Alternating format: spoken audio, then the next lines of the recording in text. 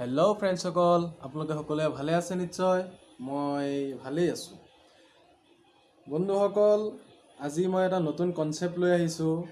তাৰ আগতে মই সকলোকে ৰিকুৱেষ্ট কৰিছোঁ, যিসকলে মোৰ ভিডিঅ' চাই আছে শেষলৈকে চাই থাকিব, আৰু যদি ভাল লাগে তেতিয়াহ'লে লাইক কমেণ্ট শ্বেয়াৰ কৰিবলৈ নাপাহৰিব।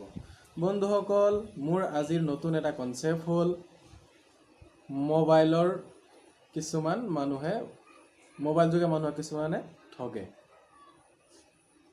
বন্ধুসকল, মোবাইলটো মানুহৰ অতিব প্ৰয়োজনীয় দৰকাৰী বস্তু, কিন্তু এই মোবাইলখন আজি এই নৱপ্ৰজন্মৰ বাবে এনেকুৱা হৈছে যে মোবাইলটো নহ'লে নচলে। এমুঠি ভাত নাখালেও হ'ব, কিন্তু মোবাইলটো লাগিব। যিয়ে নহওক বন্ধুসকল, মোবাইলত চাব কেতিয়াবা, মোবাইল টিপি আছে কেতিয়াবা চাব মেছেজ এটা আহিলে যে কোকা কোলা বা এনেকুৱা ধৰণৰ কিবা কোম্পানীৰ পৰা আপোনাৰ মোবাইল নাম্বাৰে ইমান টকা এটা লাভ কৰিছে, উইন কৰিছে লটাৰীৰ যোগে।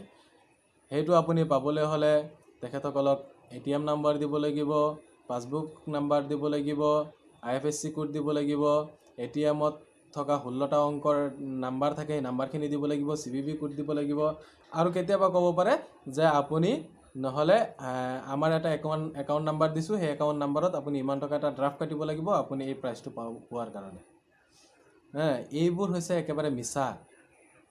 মোৰো এবাৰ আহিছিলে, মই 1 কৰোৰ টকা লাভ কৰিছোঁ বুলি মোৰ মেছেজ এটা আহিছিলে।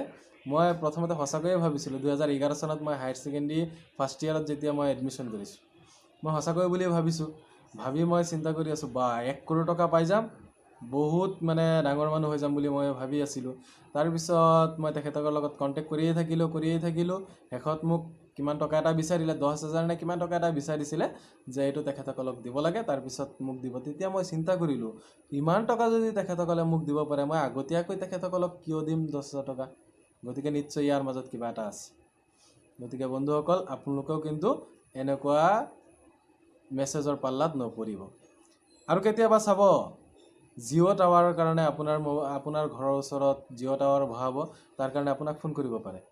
আপোনাক প্ৰথমতে ফোন কৰি তেখেতৰ নিজৰ পৰিচয় দিব, পৰিচয় দি আপোনাৰ নিজৰ পৰিচয় লোকেশ্যনটো ল'ব, লোকেশ্যনটো লৈ আপোনাৰ ভোটাৰ ID, পেন কাৰ্ড, তাৰপিছত আপোনাৰ পাছপোৰ্ট চাইজ ফটো, যদি আপোনাৰ পাছপোৰ্ট আছে সেইখিনি আগত ডকুমেণ্টছখিনি ল'ব। পইচা পাতিৰ কথা একো নক'ব।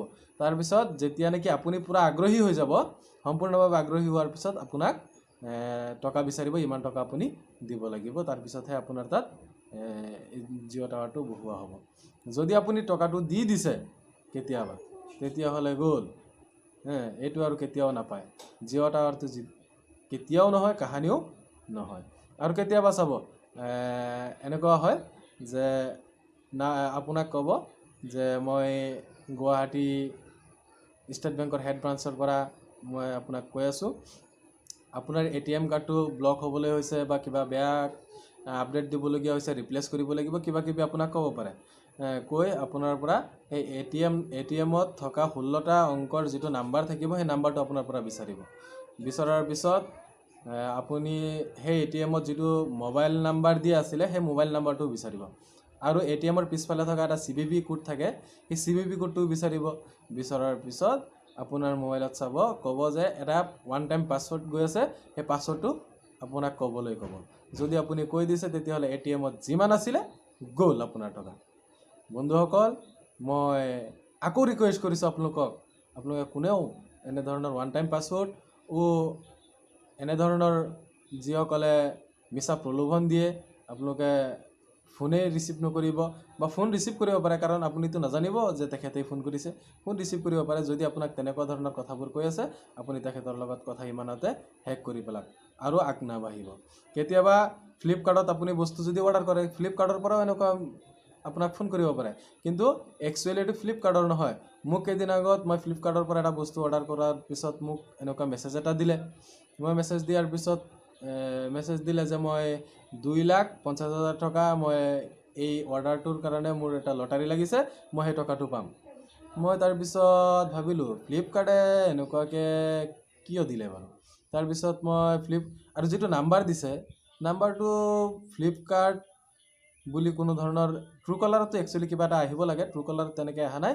এইটো আহিছে আপোনাৰ কেৰেলাৰ কিবা বুলি কিবা কিবি লিখা আছিলে।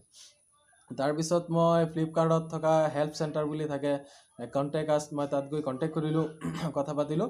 কথা পতাৰ পিছত মোৰ পৰা তেখেতসকলে কমপ্লেইন ল'লে আৰু তেখেতসকলে মোক বুজাই দিলে যে এইটো একচুৱেলি আমাৰ ফালৰ পৰা নহয়, কিছুমান ব্যক্তিয়ে এনেধৰণৰ ব্যৱসায় চলাই আছে আৰু মানুহক ঠগাৰ কাৰণে ঠগিব। মই যদি আগবাঢ়িলোহেঁতেন কথাখিনি, তেতিয়াহ'লে মোৰ পৰা কিবা এটা টকা বিচাৰিলেহেঁতেন আৰু টকাটো দিয়াৰ পিছত তেখেতসকলৰ ফোনত আৰু কেতিয়াও ফোন নালাগিলেহেঁতেন। গতিকে গাইজ, মই সকলোকে অনুৰোধ জনাইছোঁ, এনেধৰণৰ ফোন মেছেজ যদি আহে আপোনালোকে সম্পূৰ্ণভাৱে ইগনোৰ কৰক, ইয়াক ডিলিট কৰি দিয়ক লগে লগে। এইটো আকৌ খুলিয়ে নাচাব, আগ নাবাঢ়িব কথাত। গতিকে ভিডিঅ'টো যদি সকলোৱে শেষলৈকে চাই আছে, যদি ভাল লাগিছে লাইক কৰিব, শ্বেয়াৰ কৰিব, কমেণ্ট কৰিব। আজিলৈ ইমানতে সমাপ্ত। ধন্যবাদ।